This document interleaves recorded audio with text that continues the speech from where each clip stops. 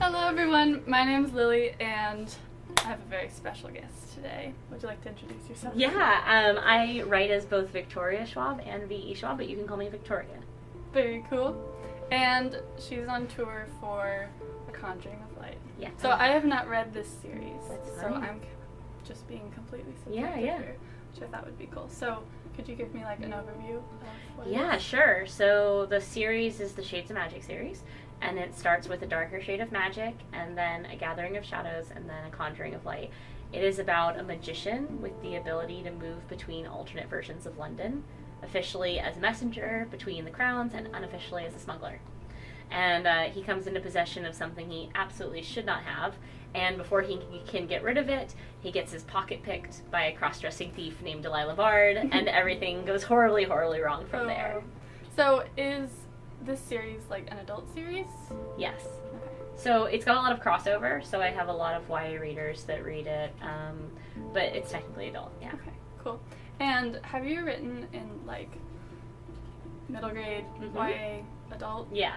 Everything? Yeah. That's so cool. So I've got a series out in middle grade, and then I've got the Near Witch, the Archive of the Unbound, and then the Monsters of Verity duology, the Savage Song, and then our Dark Duet are YA, and then I have Vicious, and then the Shades of Magic series in adult.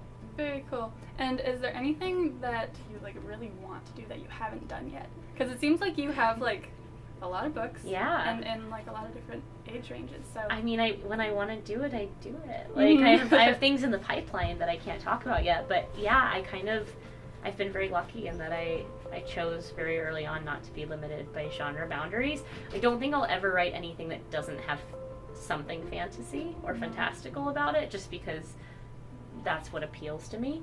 But yeah, I'm open to anything. Who are your creative inspirations? One of my biggest creative inspirations is Neil Gaiman. He's an adult fantasy author. I wear a bracelet that says WWNGD, or what would Neil Gaiman do? Which funny. the answer to which is like sit down and write, make good art. But yeah, he's inspired me since I was a teenager.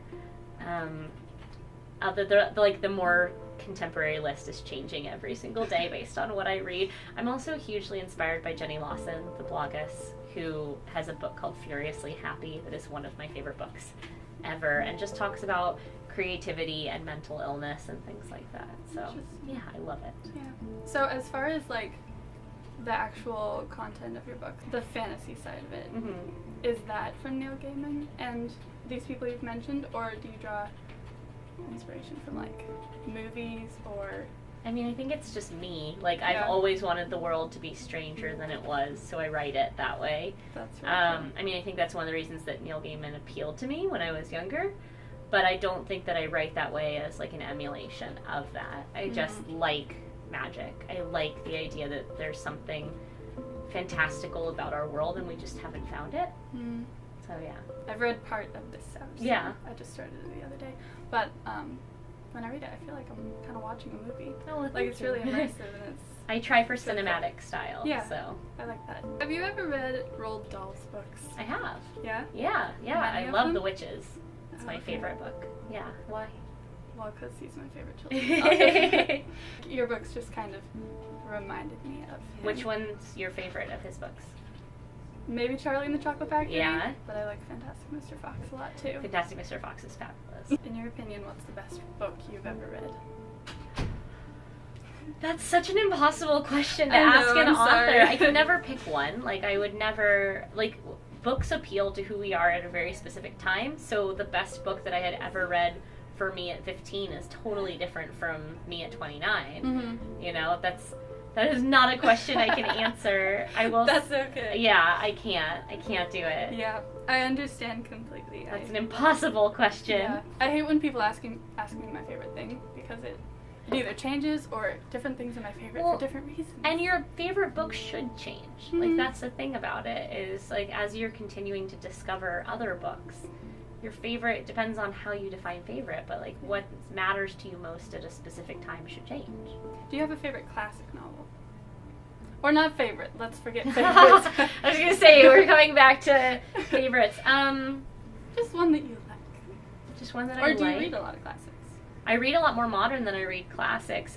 Fahrenheit 451 is one of my absolute favorite. Okay. Actually, also Brave New World by Aldous Huxley is one of the most believable dystopian novels I've ever read. Just because you could imagine it. Mm-hmm. You could absolutely imagine that book happening in our world. Wow. So, but it's fabulously written. So yeah, Brave New World.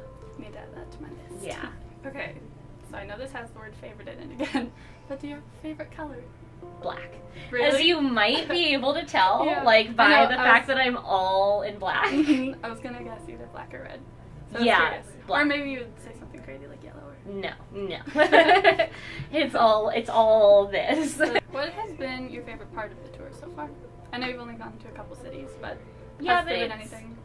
Just meeting readers. Honestly, connecting with readers. There's a very strange alchemy that happens when your book becomes somebody else's book and your story becomes bigger than you. Mm-hmm. Like something that I made up inside my head is now a book that other people read and have feelings towards. There's something incredible about that. Yeah. So for me, it's meeting readers and getting to talk to them. So this is a question I've always wanted to ask, like everyone who's ever done an interview.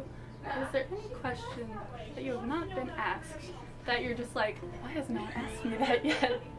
No, I literally have been asked Really? every question under the sun these days. Yeah. If there is a question out there that exists that I haven't been asked, I do not know it off the top of my head. That's what I figured. Yeah. Awesome. Well, that's all I Yeah, have. yeah. Thank you for having me. Thank you very much for being on my channel. I will leave all of her information in the description of this video. Thank you very much for watching, and see you next time. Bye.